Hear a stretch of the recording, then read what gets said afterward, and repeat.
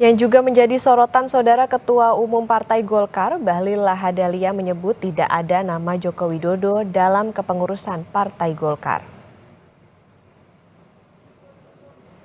Gavriel Putranto Novanto, putra dari Setia Novanto, serta Rafindra Hartarto, putra dari Airlangga Hartarto, dipercaya mendampingi Bendahara Umum Sari Yuliati dalam kepengurusan baru di Partai Golkar. Ketua Umum Bahlil Lahadalia juga mengumumkan posisi baru untuk Bambang Susatyo dan Mutia Hafid sebagai Wakil Ketua Umum.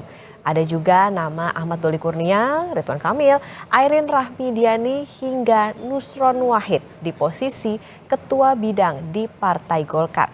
Bahlil membantah Presiden ke-7 RI Joko Widodo masuk dalam kepengurusan baru Golkar. Kabar Jokowi masuk dalam kepengurusan Golkar dikaitkan dengan momen Jokowi ke Jakarta.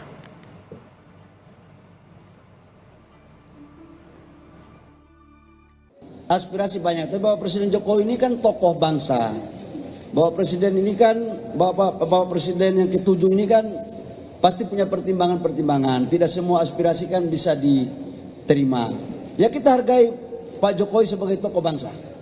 Namun sampai dengan hari ini kami menyampaikan bahwa nama Bapak Presiden nomor 7, Presiden yang ke-7, yaitu Bapak Presiden Jokowi tidak dalam kepengurusan baik Dewan Kehormatan, Dewan Pembina maupun dalam struktur, termasuk Mas Wapres.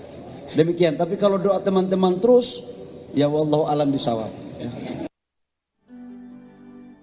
Samaan dengan isu akan bergabung ke Golkar, mantan Presiden Jokowi mengunggah video bersama sang istri Iriana tengah menunggu di Bandara Adi Sumarmo Boyolali sesaat sebelum terbang ke Jakarta di akun Instagramnya.